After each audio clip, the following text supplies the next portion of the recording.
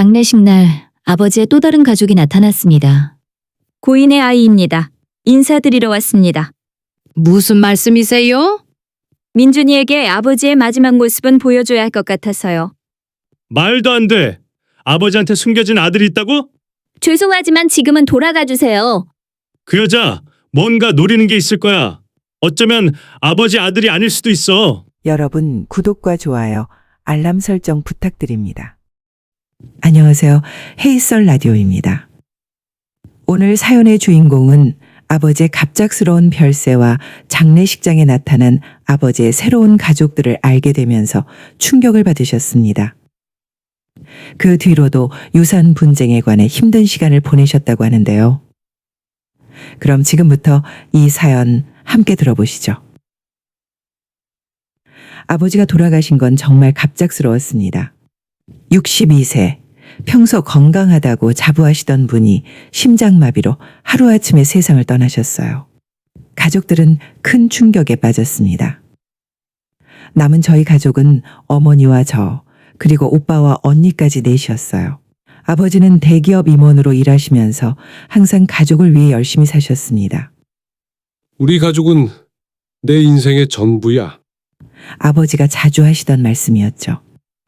출장이 잦으셨지만 그건 더 나은 삶을 위해서라고 생각했습니다. 주말마다 출장을 가시는 날이면 아버지는 항상 저희에게 전화해서 사랑한다고, 보고 싶다고 말씀하셨어요. 사랑하는 우리 딸, 공부 열심히 하고 있지? 아빠가 돌아가면 맛있는 거 사줄게.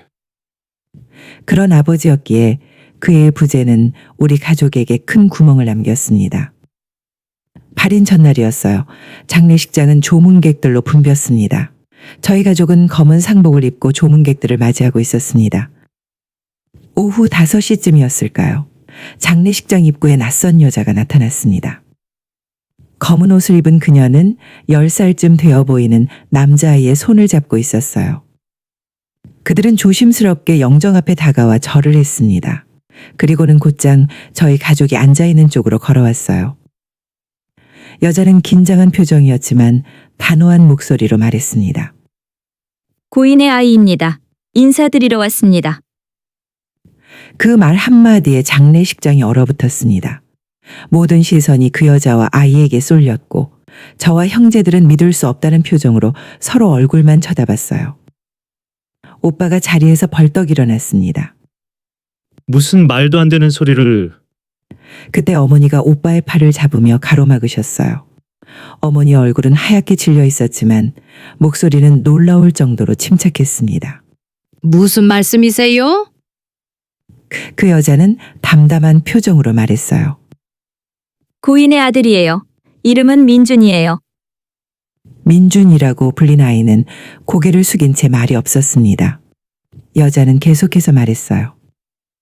민준이에게 아버지의 마지막 모습은 보여줘야 할 것 같아서요. 그 말에 어머니의 얼굴이 일그러졌고 순간 앞으로 쓰러지셨습니다. 주변 사람들이 급히 어머니를 부축했고 그 혼란 속에서 언니가 그 여자와 아이를 장례식장 밖으로 안내했습니다. 죄송합니다만 지금은 가주세요.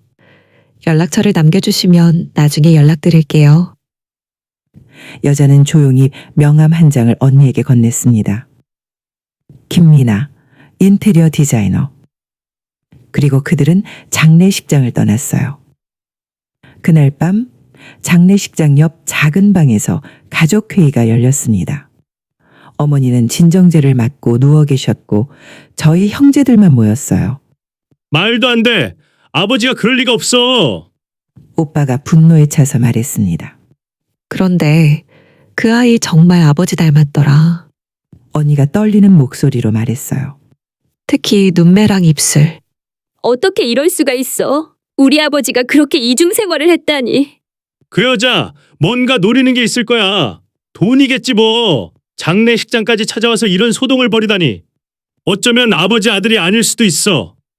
하지만 우리 모두 마음속으로는 알고 있었어요.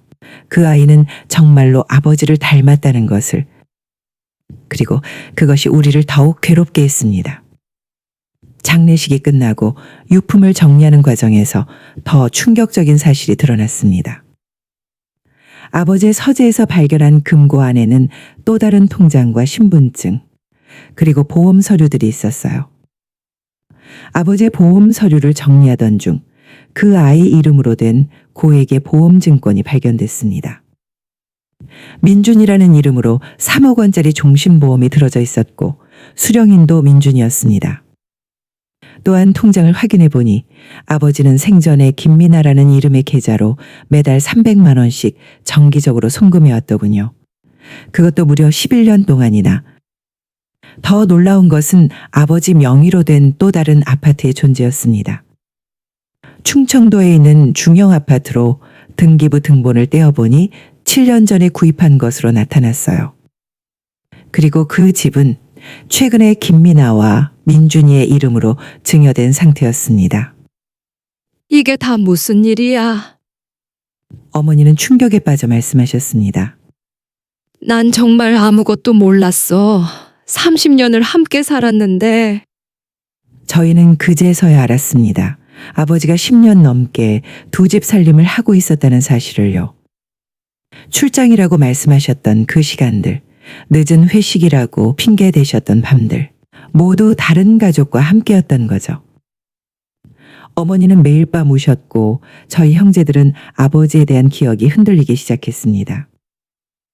아버지와 함께했던 행복했던 시간들은 진실이었을까요? 아니면 그것도 다 거짓이었을까요? 어느 날 저는 어머니의 침실에서 흐느끼는 소리를 들었습니다.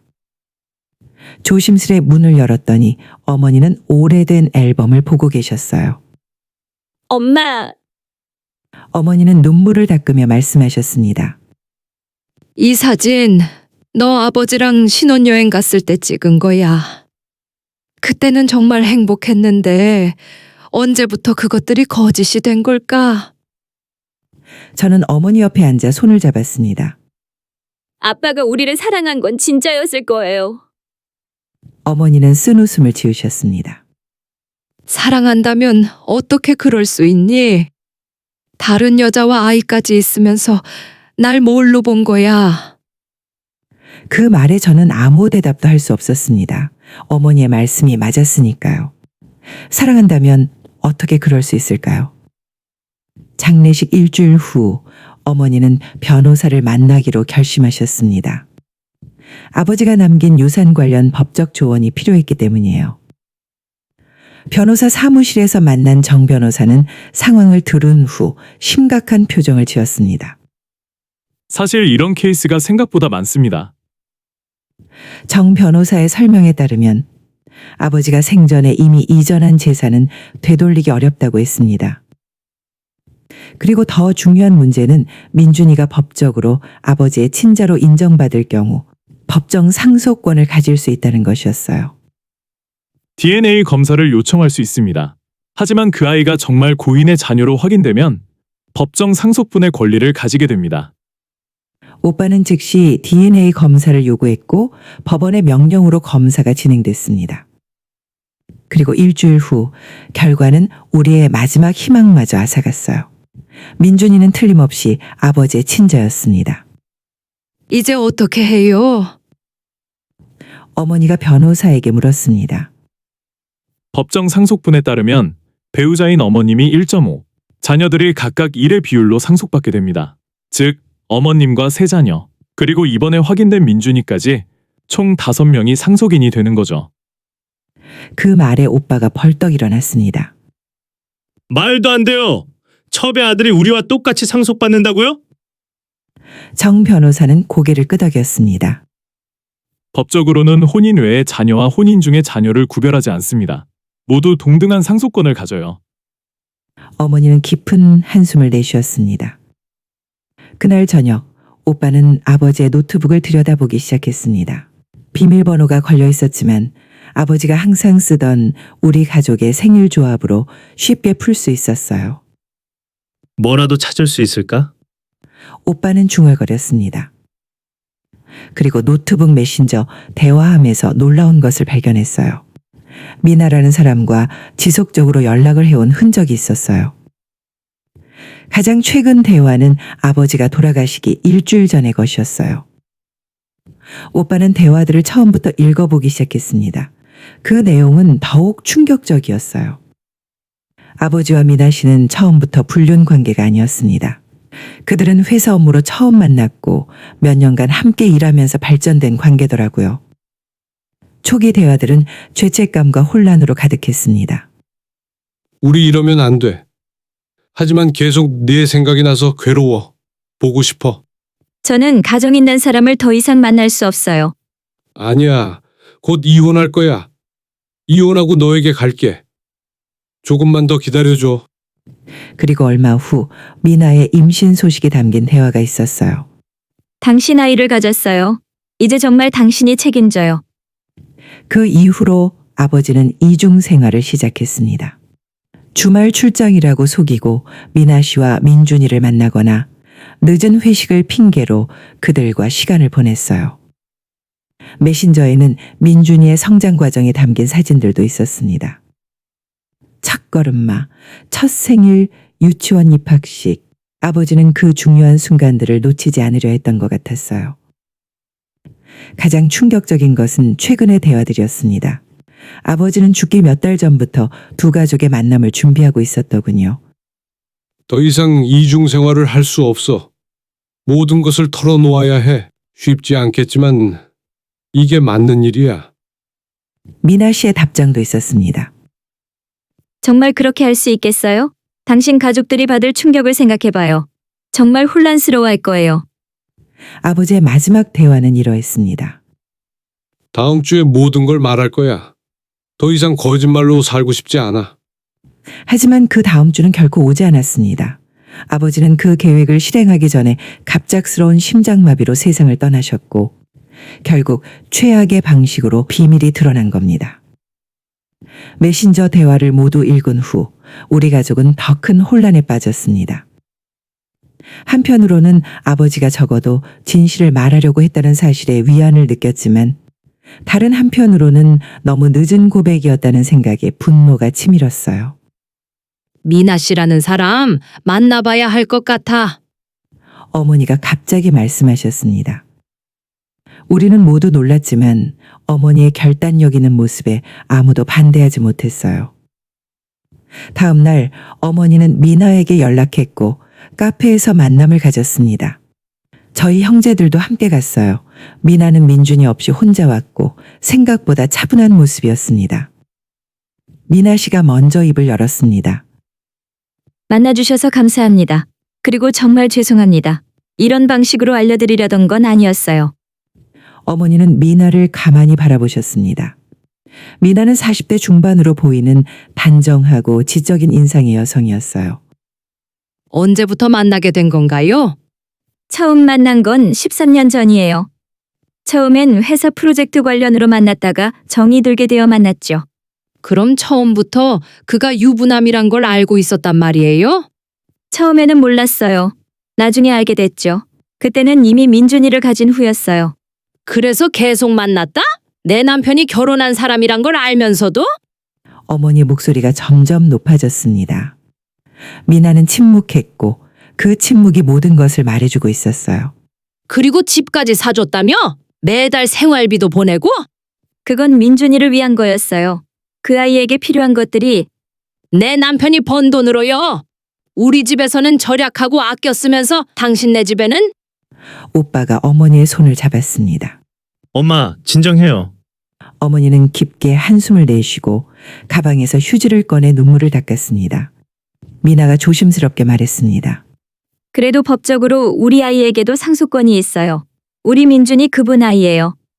오빠가 냉정한 목소리로 대답했습니다. 알고 있어요. 대화는 더 이상 진전되지 않았고 우리는 그렇게 헤어졌습니다. 돌아오는 차 안에서 어머니는 오랫동안 말없이 창밖만 바라보셨어요. 그리고 어머니가 마침내 입을 열었습니다. 장례식장에선 정신없어서 몰랐는데 다시 보니 생각보다 평범해 보이더군. 화려하거나 젊고 예쁜 여자일 줄 알았는데.